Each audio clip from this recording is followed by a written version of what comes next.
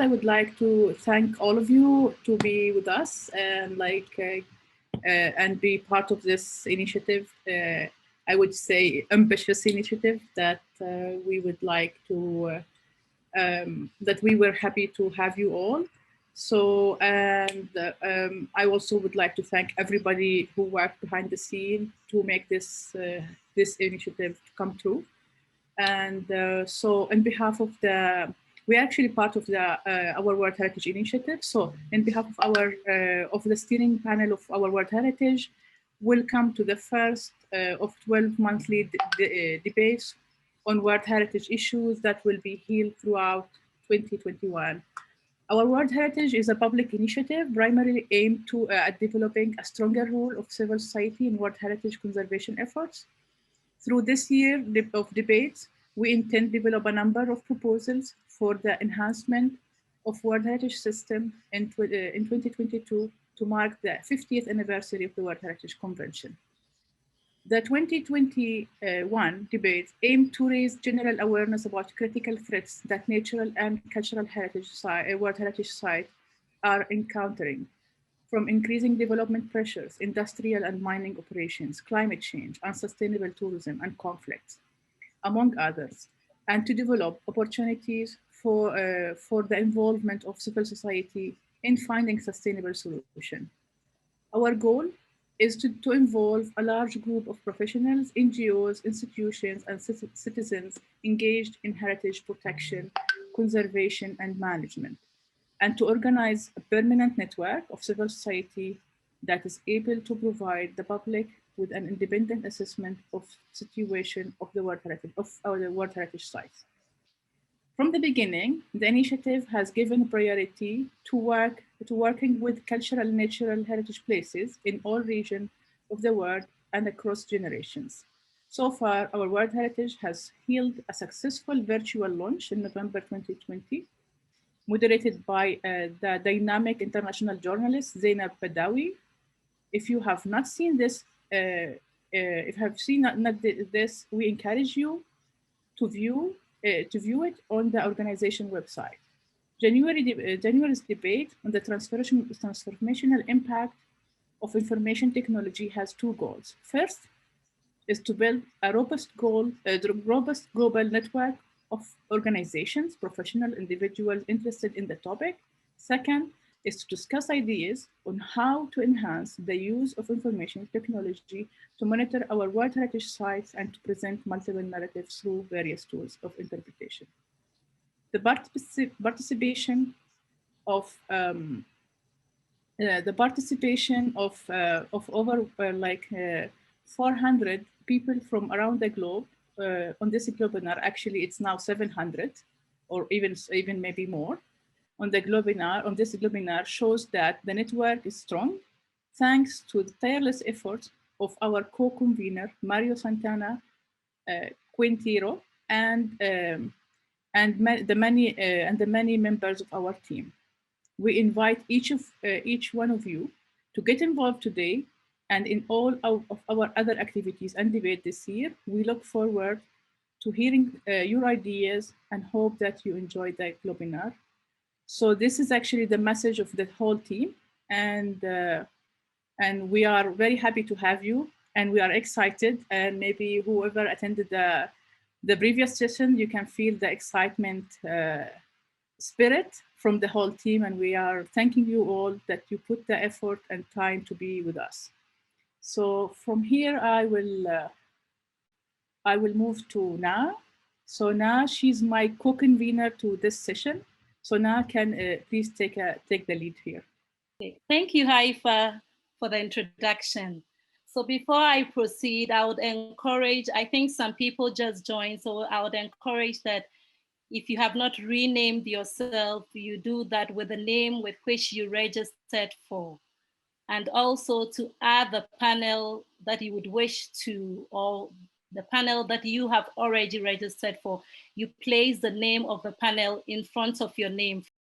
1 is monitoring, 2 is digitization, 3 is intangible heritage, 4 is nature culture, and 5 is cross-boundary collaboration.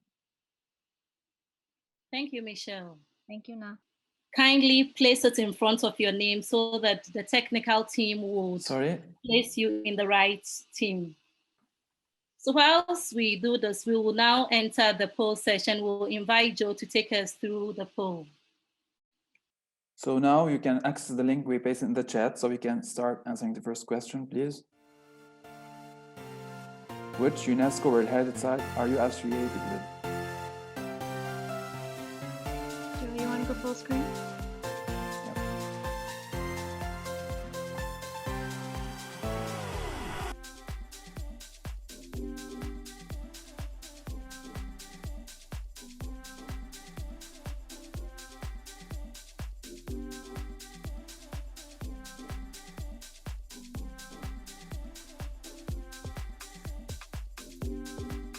Give it 15 more seconds. Lots of 10. people. Ultra. Or I bet Kay is inputting that. Yeah. And here's Mario. Well, Mario and Rito can I love Socotra, what can I say? But it's so big. He's not the only one. Okay. Let's go to our second question.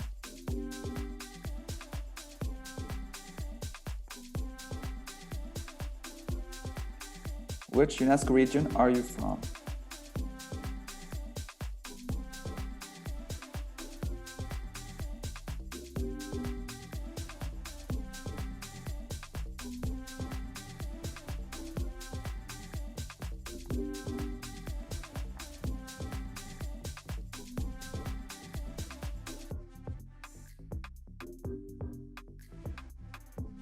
Good number from North America.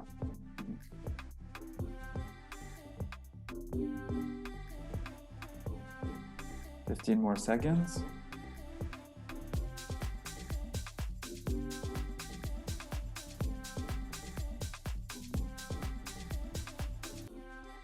Five.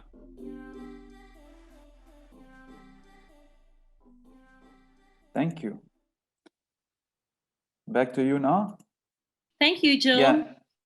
Yes, I'll invite Hyson to introduce the competition, the global competition now.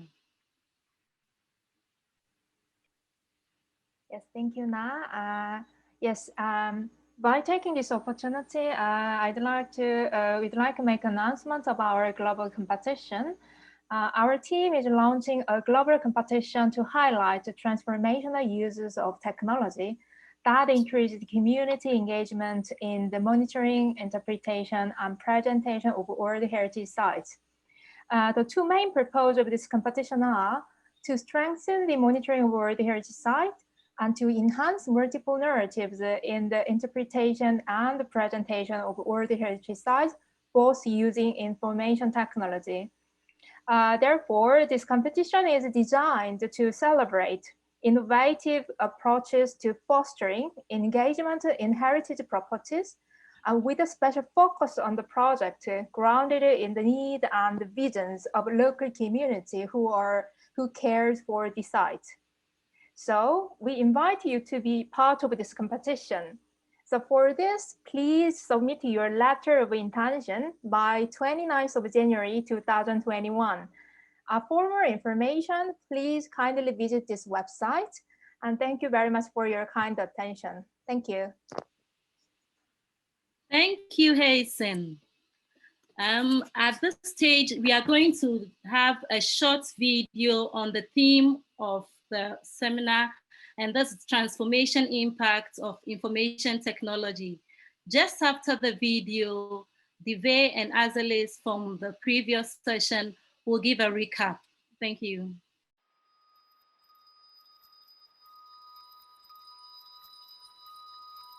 The digital revolution is transforming the ways people know, understand, use, and visit heritage sites.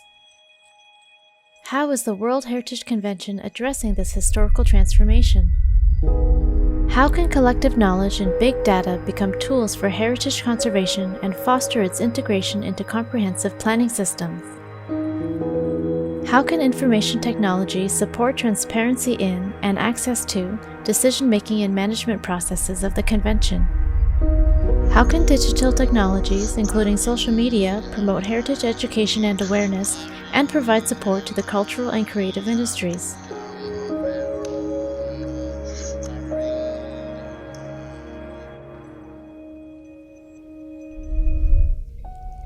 Within the theme of transformational impacts of information technology, we aim to establish a robust network of organizations and professionals, and work together to put forth policy recommendation to the World Heritage Committee at its 50th anniversary of the World Heritage Convention in 2022. Striving to inspire discourse and action, we are exploring how we can use technology to monitor our World Heritage sites and to present multiple narratives through various tools of interpretation. Be part of the conversation now and help it unfold in January 2021. Join us as we look for communities across the globe to propose ways to use the technology for monitoring World Heritage sites. Propose ways that we can interpret and present the history of a site to tell multiple narratives. Put together an interdisciplinary team of community members, site custodians, nonprofit organizations, universities, institutions, and industry partners. Submit your notice of intention by December 11, 2020. Let us know if you would like to participate in the discussion and be part of the change. We will support you along the journey as we head into January 2021.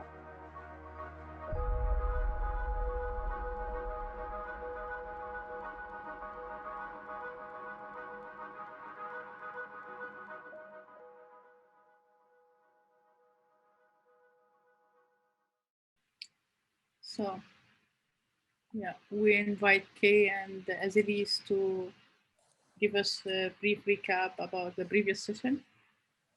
Thank you very much, Haifaa. Kay, is it okay if I start? I will give a short recap of our first two panels, which were about digitization as well as monitoring of both cultural and natural heritage sites. So what we learned was that it's always important to find a common reference system and really understand the topic before you start setting up any documentation campaign or monitoring system for that matter, or start defining indicators. What we also learned is that there is already an abundance of tools out there from the digital revolution that we can start using to improve the management and conservation of our World Heritage sites. But there is also still a lot to do when it comes to building capacity, both locally in using these tools, as well as building capacity for really emerging technologies. Another theme that we talked about in both of the panel was we're heading into the direction of artificial intelligence, big data, and opportunity to increasingly automate monitoring of World Heritage sites. We did find that there will always still be a need to collect data on site. So we will never be able to switch remotely 100%. And then a final point that we felt that it's important to raise is we are collecting more data, increasingly more data, and we are still struggling with finding a common way to visualize the data as well as interpret data that we are collecting.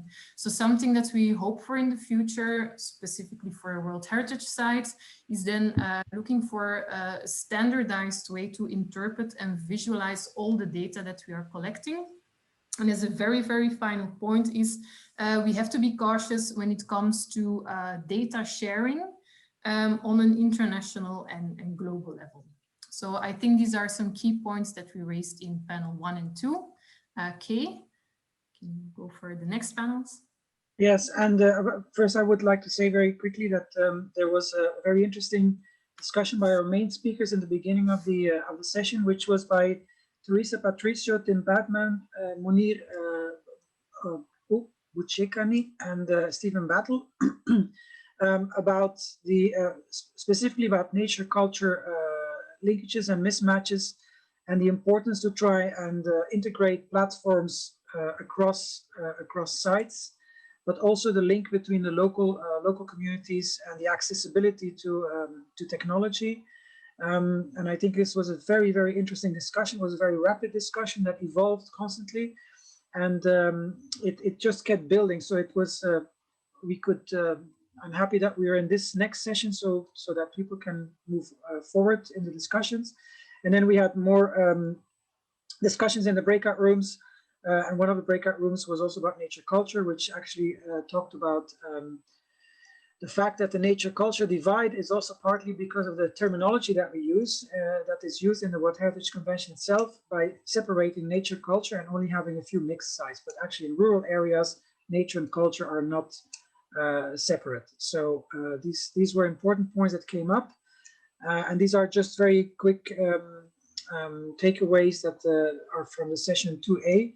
In any case, all of these sessions have been recorded, and the primary parts of them will be also shared afterwards through the initiative, I think, in public. So people can also watch parts again that they would have missed. Thank you very much. Thank you, Kay.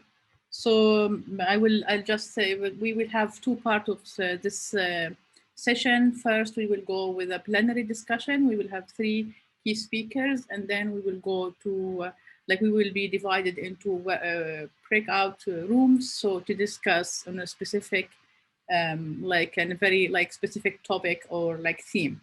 So we will start our plenary discussion with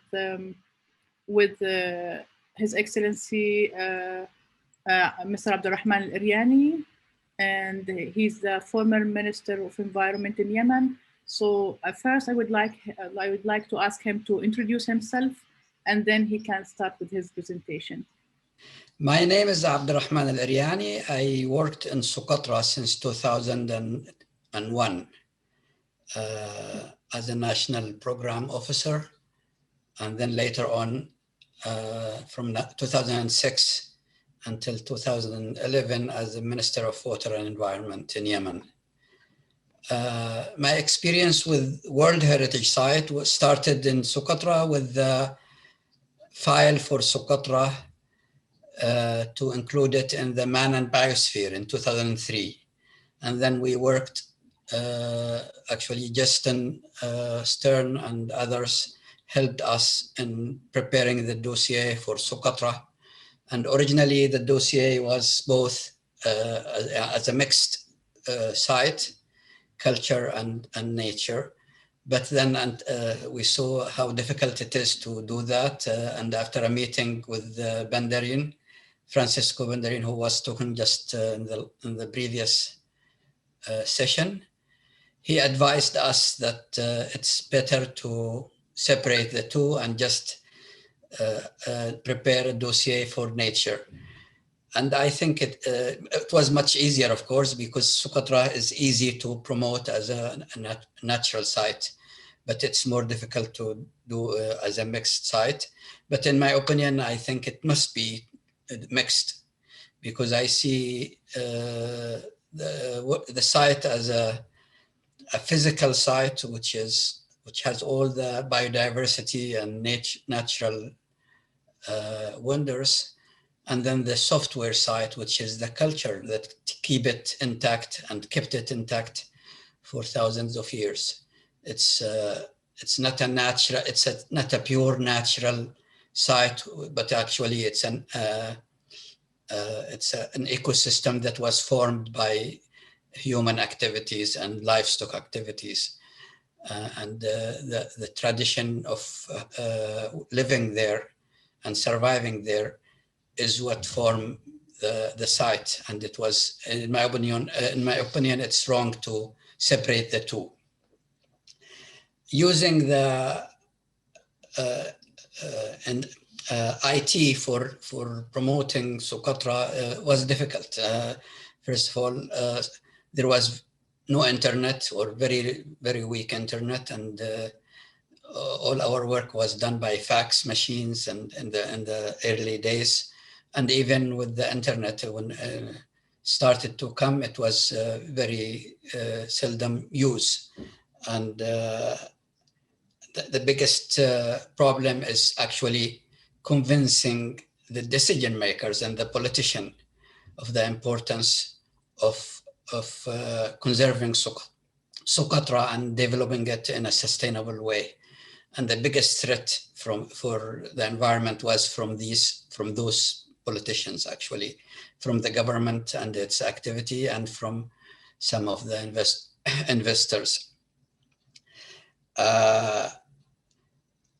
I think, I mean, when looking back to my experience, we should have, and we could have involved the local community much better. And we did involve them through workshops and direct meetings.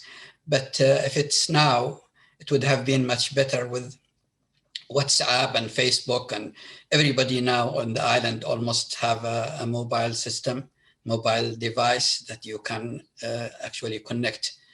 And this is what we should do now to build, in my opinion, we should build associations and clubs and fans, or whatever you can call it, from the local community and from the national community and from the international community to support the conservation and sustainable development of Socotra and its people. I mean, there was a dilemma, really, and it's always there regarding development and conservation in general, is that you have the donor and foreign agenda, and you have the local and government agenda, which are not usually similar, and they are not in harmony. And I think we should spend more time to harmonize these agendas and listen more to the local communities. And I think in Socotra we did what we could, and but now we should do much better. This is really my experience in the whole thing. What I suggest is that if there are specific questions that I can contribute to answering, I will be here. Thank you very much. Yeah, thank you very much for your contribution. So we will move to the next presenter with us, Boris Erg, and he's IUCN ICARO and WCPA Transboundary Conservation Specialist Group. So please, Boris, you have the floor. Thank you, Haifaa, and then good afternoon and good morning, everyone. It's a great pleasure being here. As Haifaa nicely introduced me, I work for IUCN Secretariat and Director of IUCN Regional Office for Eastern Europe and Central Asia, but I also serve on the Executive Committee, or am a member of the WCPA, which stands for World Commission for Protected Areas, and its Transboundary Specialist Group. So I'm here in dual capacity, least to say. And I prepared a few slides for you just to zoom in a little bit into this discussion on transboundary world heritage and technologies. Already said a word about IUCN. What matters here is that IUCN is a membership, is a network organization that comprises a lot of different members and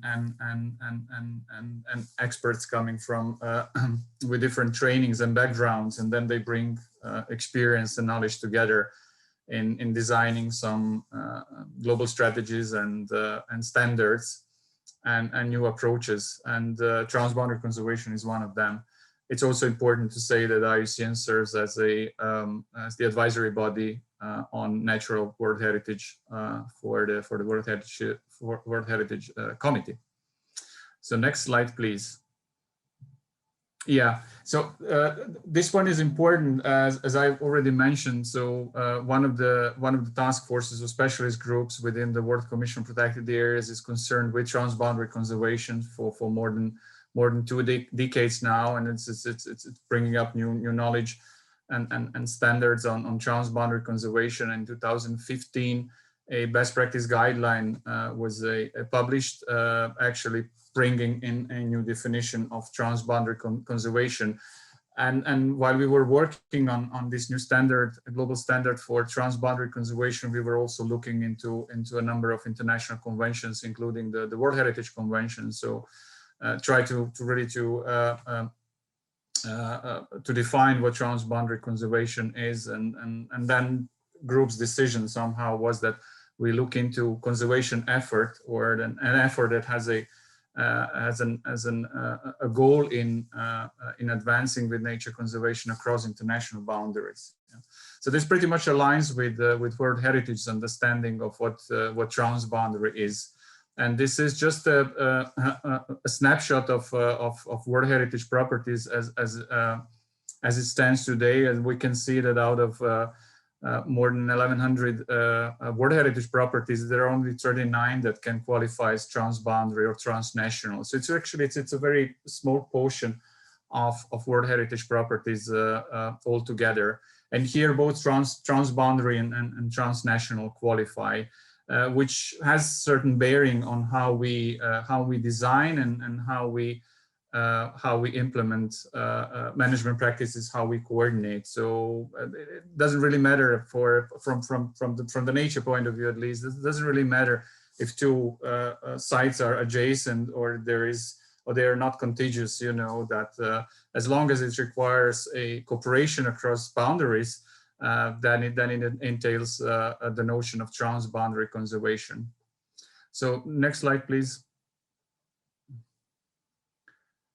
Yeah, so well, when we discuss about transboundary conservation, we should really look at it as something that doesn't really differ much from what the conservation of a particular site, a bit natural cultural in one country entails, but it actually it adds another layer. I would say that it's both about challenges and opportunities that it brings along. There's a lot of opportunities that the transboundary conservation brings, as listed here. So social, the political, managerial, economic, and cultural, social cohesion, and things like that. But of course, that it's a number of challenges that it poses, of course, because you work across boundaries, you know. And then there is a certain limit to your mandate, if you wish. You know, it's also about physical boundaries. So you have to basically cross that boundary if you're really to succeed in your management objectives. And differences can be numerous, you know, in terms of political, legal systems, and differences in capacities, differences in values. If you wish, that it's also something that has bearing on how you exercise your transboundary cooperation. So altogether, transboundary adds value to your conservation effort, but of course that there are certain issues that you have to keep in mind while doing transboundary conservation if you are to reach your goals. Next slide, please. There is a lot of knowledge, of course, on transboundary itself. I really encourage you to visit, for example, www.tbpa.net. Transboundary, like, stands for Transboundary Protected Area.net. tbpa.net. There is a wealth of knowledge and theory and practice on transboundary cooperation. There are a number of case studies, including some World Heritage sites. So that's kind of first-hand experiences on what transboundary conservation is. It's also that we developed a training module on transboundary conservation, where you can get into more some of the details of what transboundary is. But zooming in a little bit into what the theme of today's discussion is in terms of technologies. There is a plethora of technologies around that conservationists use today. I've just selected few on this slide that basically demonstrate and showcase how big that realm of technologies is, and most of them are being used in transboundary context. And why I mentioned that there are some boundaries to transboundary is exactly because of that. You know, when you operate in national context, you still have a lot of challenges, and there are some constraints. But if you have to kind of reach and then you have to span international boundary, then, then the limits of your mandate are rather clear, so sometimes you even don't know what's happening on the other side of the border. Sometimes you have to establish cooperation. Sometimes you have to manage very complex set of data. And for that, information technologies help a great deal. There are just few here on the slide, like this SMART approach and methodology that helps a lot trace and monitor wildlife trade, for example, species movements and migration. And camera trapping is well known, radio collaring, but there's also this big data, open data portals, and there's Global Forest Watches here that you can really monitor changes in land and land use and land practices. And there, of course, there are a number of tools that help decision making, like IBAT and biodiversity information framework, and so on and so on. And next slide, please. Yeah, there's just one more that also it again summarizes a little bit what information technologies of today's conservation world are, and you just think of again of that overlaying the opportunities that that information technologies bring, and they've been embraced, at great pace, I would say today, much more than before. So the conservation community is using information technologies in all different ways,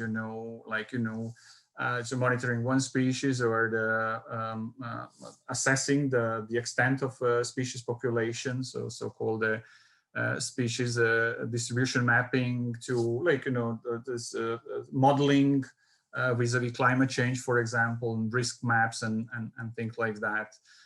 You have drones being used and so on.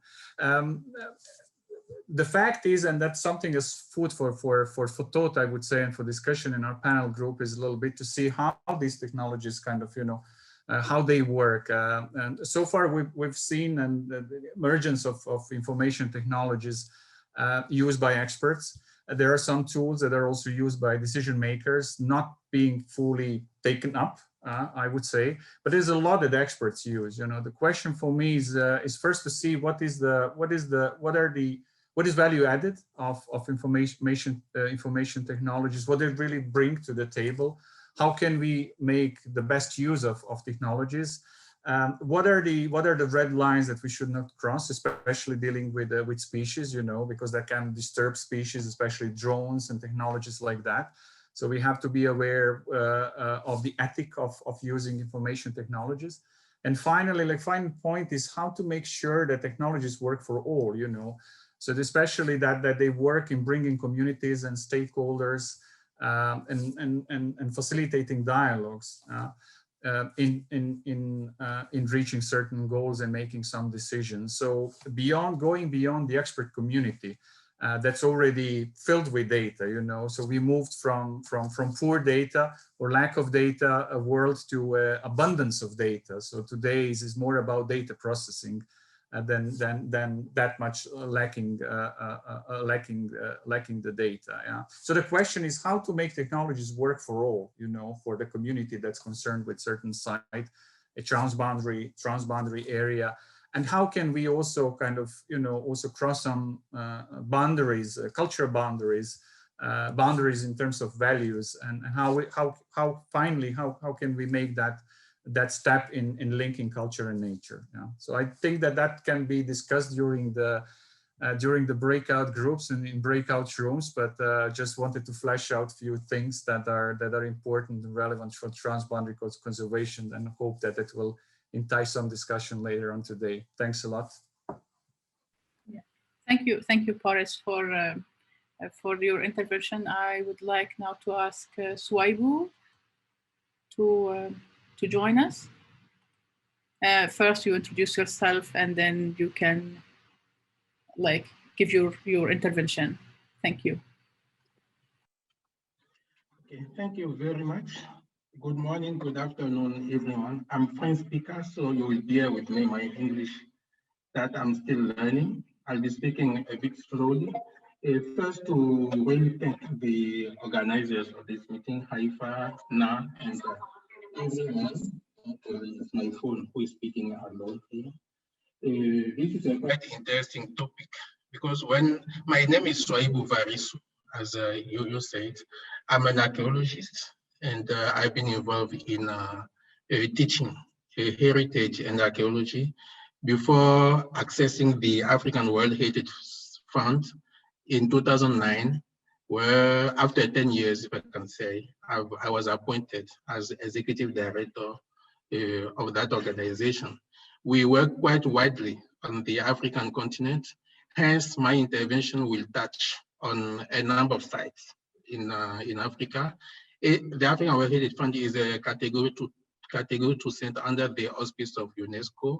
And myself, the first time I was in touch with the World Heritage issues was in 1999. So it's more or less more than 20 years now in various regions, especially in Africa.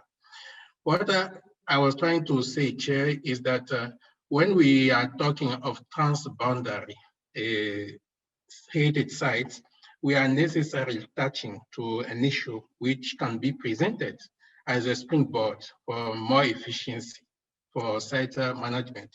Because you might be aware that working in the region where I'm from, we can say that we have more or less 3 categories of transboundary transboundary heritage sites. Those ones that we can call transboundary world heritage sites, like the W.Ali Penjari complex in Niger, Benin, Burkina Faso, Sangatri National, that is in Central Africa, in Congo, Cameroon, Central African Republic, Mosiwa Tunia, Victoria Falls in Zambia, Maluti Drakensberg between Sava and Lesotho. But in addition to those sites, if I can say, which all components are world heritage, you also have a number of them, more than what we can think of, that are only partly world heritage sites. You have, for instance, Nimba State Nature Reserve, which is shared between Cote d'Ivoire, Guinea, and Liberia. And the Liberia part is not world heritage site yet. You have Virunga National Park, which is shared between DRC, Rwanda, Uganda.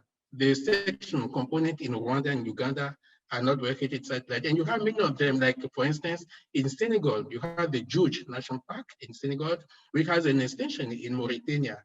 And all those sites already have transboundary management mechanisms in place. Yes, you also have Isi Mangaliso Wetland Park in South Africa, which has extensive extensions, if I can say, in Mozambique, through Ponta do Ouro, but also in Eswatini, and things like that. And there also you have a transfrontier conservation mechanism which is in place. And then you have a number of sites which are already working as transboundary sites without even being granted the brand of World Heritage. I'm quite happy to hear the previous speaker address a number of issues that I will briefly talk of. I will not elaborate because it's already addressed. The first one, which is a question, is IT an asset to enhance site management? From our interaction with a number of site managers and stakeholders, is definitely yes. It's even more accurate if we are talking of transboundary sites, because here we are talking of sites that are located on a territory, if I can say, but situated in different state parties which have adjacent borders. So it's even more accurate to make things work because you have different legal framework. You have sometimes challenges in terms of administration, connectivity. Sometimes you even have challenge with language issue. That's why I gave the example of Liberia, Cote d'Ivoire, and Guinea, where Liberia speaks English. And then sometimes the language that they use to communicate is the local language, not English or French. So it goes beyond the colonial, if I can say, language that we are using. The other thing that I can raise, which still is touching to this brief, is about the scope of transboundary. Transboundary is not only about World Heritage, implementing a World Heritage brand. It goes beyond that. And in our understanding, maybe we need to widen that scope, because if you take Africa, for instance, you have what we call Agenda 2063, which is more or less the vision of the continent. And that vision is rooted in the need to build more integration, more cooperation, and things like that. Transboundary then can be seen as a mean, to build that integration and cooperation, and also lessen war and tension. And if it's effective, then transboundary rational is definitely a way that then will build more sustainability, at those well-fated sites. But this doesn't come without challenge. Of course, you have the cost, which, because remember, the country I'm from is 40% is inhabited, but about 40% of population living below the, let's say, in extreme poverty. So access and shared democratization of access has some limitation because of cost limitation. But we also have other challenges, the speed, let's say the connection speed is also another limitation that I heard from here and then. And sometimes you'll be surprised, there are also sometimes the old age, let's say senior managers.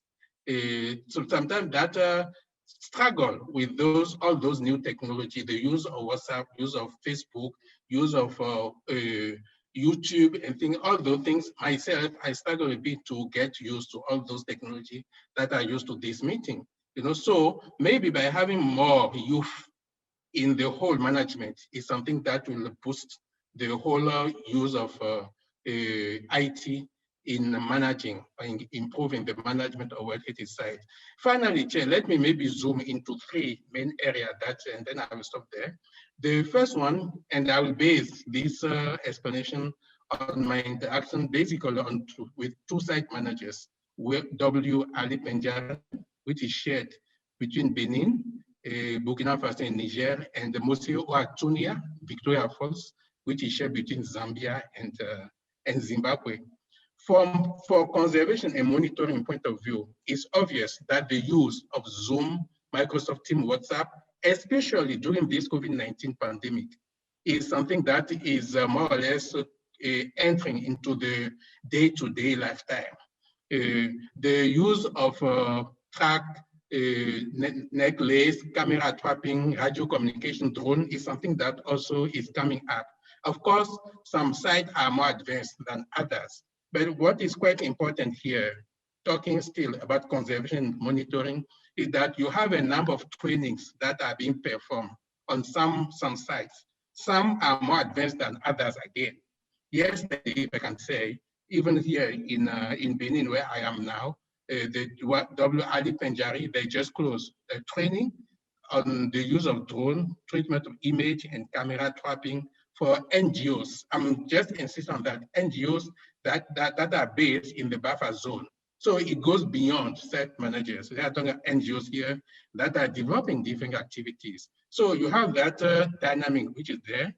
Another area where I can really insist on, Chair, is about the management body. And that one also is quite interesting from a transboundary and the use of IT point of view. From my interaction with site managers, we can see that you have different mechanisms to manage transboundary sites. And this also brings some complication.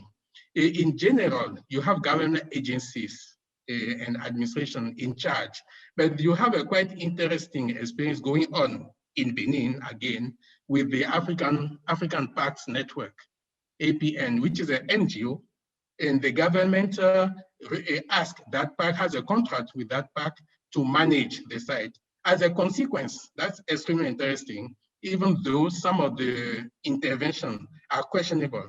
But in terms of management of the site, you have an added value because now a private actor is in, so the efficiency of management increase from what I heard. The time, let's say, the timekeeping of intervention is more strict, more than when government are in charge. So it brings some value. When you look at, again, the involvement of private actors, at Mosi or at Tunia, Victoria Falls, you have intervention, involvement of private actors in marketing and creating job opportunities. And this is something also which is increasing. So I think these are areas that maybe we need to explore more to see how the partnership between public and private can be enhanced as a way to improve the management of sites. And of course, and I will stop there, Chair, is the use of digital platforms, social media. Is something also which from the African World Heritage Fund, we started a campaign in May to see how once every month we can profile a World Heritage, not necessarily transboundary, but transboundary is part of that. We already profiled Mosi or Atunia. The impact still has to improve, but the way campaigning is something that can also be seen. And I can say that for some of those sites, they have websites, others don't have, you know. And you have a quite interesting experience with the Ali, the W. Ali Penjari, where they had a website built on a project. And after the end of the funding, of course, the website went down. Now they are using more Facebook and YouTube to market on what they are doing. But it belongs to the whole complex because most of the time, you also have different components dealing with different platforms to go ahead. So, Chair, I will stop there by reminding that for me, from what we've seen, the use of partnership between public and private actors is probably a way to improve and democratize the use of IT in site management, but also involve more youth at management level so that we could have an increase in the use of IT and then increase the quality of management. Thank you very much. Oh, yeah, thank you. Thank you very much for your intervention. Thank you, Boris. Thank you, Abdulrahman. It was very rich intervention. I think for me, even like it's an eye-opener. And it's like, you brought a lot of like critical ideas and critical issues that maybe like information technologies need to highlight in the future, or maybe information technology can overcome, which actually also how transboundary activities, how transboundary work can bring a lot of opportunities and enhance the management and monitoring and conservation of World Heritage values, and how boundaries sometimes actually put limitation for all these efforts that people put, and how also it will allow exchange experiences. One of the interesting point I heard also that sometimes decision makers, they use information technology tools that completely different than what site managers actually use, which that's why sometimes it causes these different, like as Abdulrahman mentioned, agendas between the national government and the people who work on the ground. And at the end, I will just say, like, it's actually, I like what you mentioned, Souayibou, that the pandemic actually offered us new opportunities. It gave a space also for younger generation to intervene and to be part of this like new movement for heritage conservation and nature conservation. So this is like I brief, but I think I believe that we will anyway will put some like more messages in our like social media technology, and I will ask Na if she would like to add anything. Na? Hello. Yeah. No, there's nothing more to add. I think then I'll invite Joe to take us through another round of polls, and then we can get into our sessions. Thank you. What best describes your affiliation?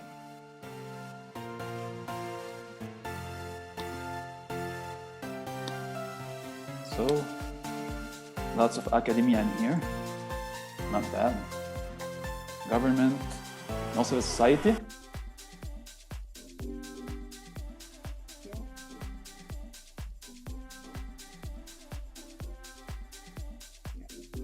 We have site managers also, non-profit organizations.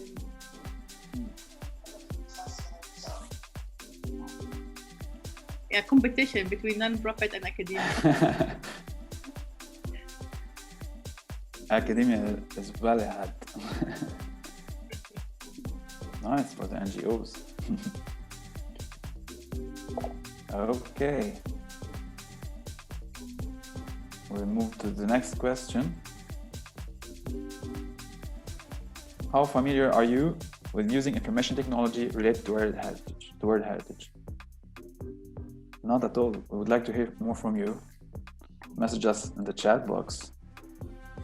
We can maybe actually, why not? We can hear from them and see what is the issue. Why? Is it like they don't want to, or it's like challenges? There are challenges with that. So or maybe they don't want to share the, it's okay. The 11%. Mario, he can help you to learn how to use it if you want to. So it's okay. So that's it.